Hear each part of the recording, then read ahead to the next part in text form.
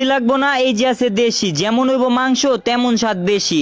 এই দামে কেউ মুরগি দিতে পারবো না বাজারে, গ্যারান্টি দিয়া বেচি।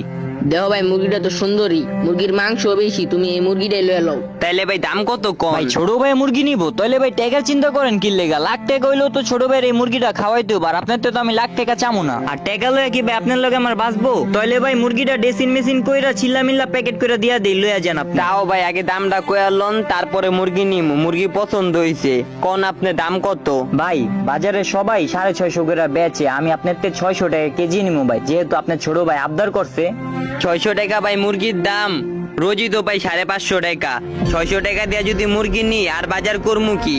কমে টমে 300 টাকা রাখেন, তাহলে লইয়া যাই এটা। কি কইলেন ভাই আপনি? এটা 300 টাকা দিয়ে আপনি দেশি খাইতে আইছেন? 350 টাকা তো আমার ফার্মের কেজি। ভাই আমি আপনার ব্রয়লার দিয়ে দেই, আপনি 320 টাকা দিয়েন, সমস্যা নাই।